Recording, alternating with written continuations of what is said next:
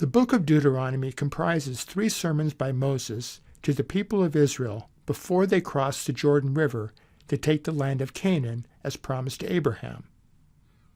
Today, we will focus on the first sermon. But first, what does Deuteronomy mean? Deuteronomy is the Greek title of this book as found in the Septuagint, as also in the case of Genesis, Exodus, and Leviticus.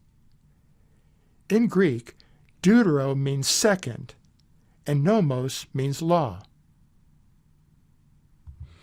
By second law, we don't mean a new law different from the one given in Exodus, but rather an explanation of the significance of the Sinai Covenant a second time to the new generation of Israelites who have, by this time, replaced their parents during the 40 years of wandering in the wilderness.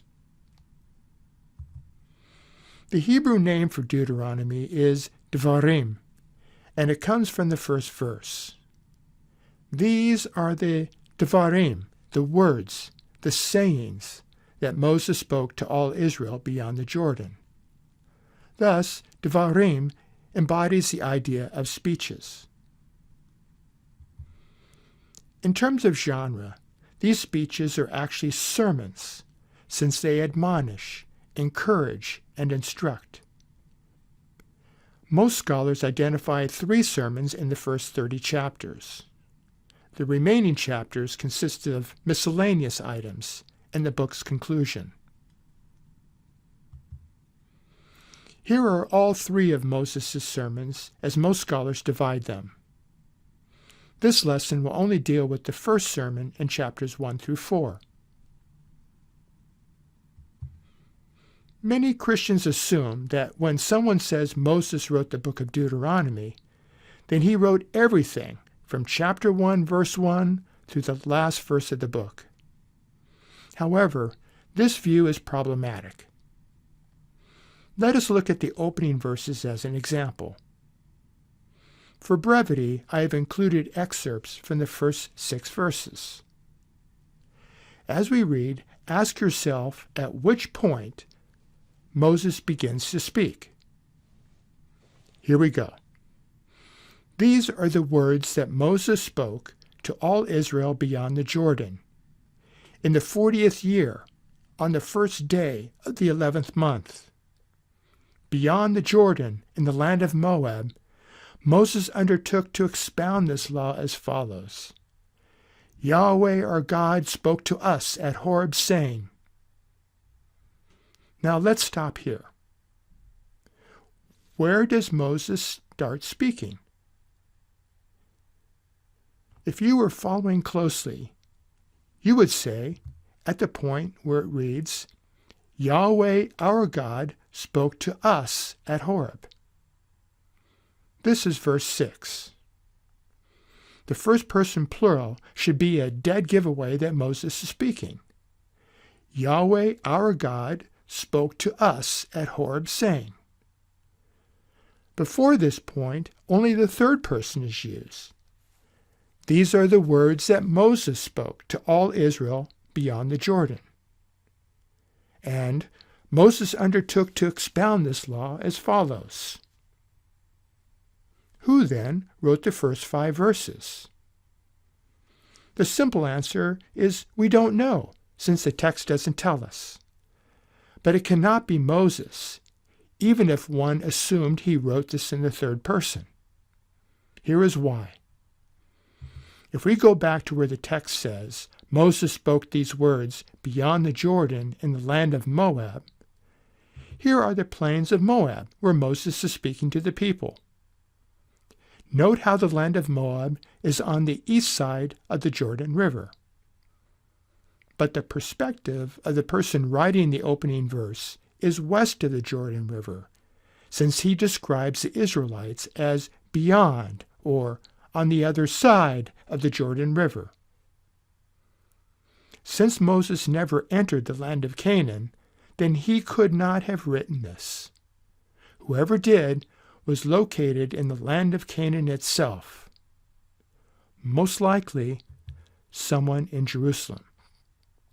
And they did so in order to give Moses' opening words historical context by writing an introduction in verses 1 through 5.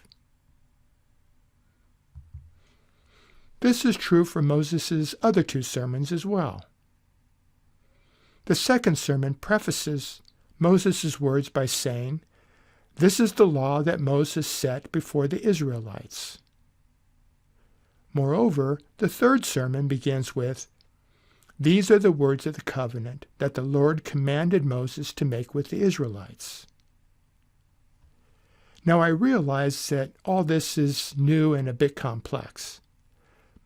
But for the purposes of your Bible education, it is important to recognize that Mosaic authorship doesn't mean that everything was written by Moses. We know that later editors also played a role, and a proper understanding of inspiration will take this into account. In other words, God not only inspired the original authors, but the subsequent editors as well. Let's start wrapping up our lesson by examining the content of Moses' first sermon. Note how Moses' sermon in black print is sandwiched between the narrator's introduction and the appendix in red. As you can see, there are two parts to Moses' first sermon. In part 1, Moses looks to the past. He looks back some 40 years to Mount Sinai, when God gave Israel the Decalogue and the Covenant Code. Interestingly, in Deuteronomy, Moses consistently calls Mount Sinai by the name Mount Horeb. This, for example, is evident in how Moses begins his words. "Yahweh our God spoke to us at Horeb, saying." Now, even though Moses is dealing with a new generation, born in the desert or perhaps too young to remember God's revelation at Mount Sinai, Moses uses inclusive language in his sermon by stating that God spoke to us at Horeb. This is because every generation is bound to follow the Sinai Covenant as if they had been there themselves.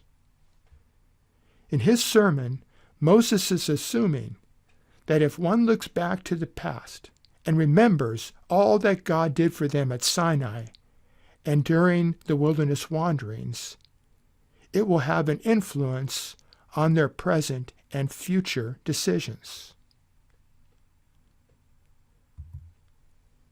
So, for the second part of his sermon, Moses moves to the present and looks forward to the future.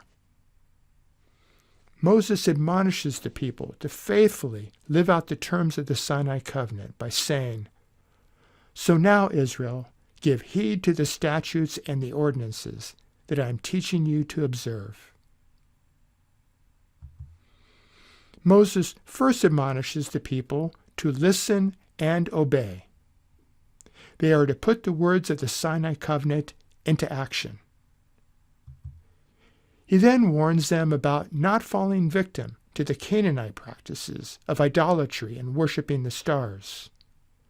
Doing so would not only result in punishment as a violation of the covenant, but it is apparent that Moses foresees the time 600 years later when Israel is exiled to a foreign land because of these very sins, and yet God will forgive them and restore them. This is in reference to the Babylonian conquest of Jerusalem and the Babylonian exile. And since God is merciful and willing to forgive, Moses tells the people that God is worthy of praise and adoration. This concludes our lesson on the first of 3 sermons by Moses.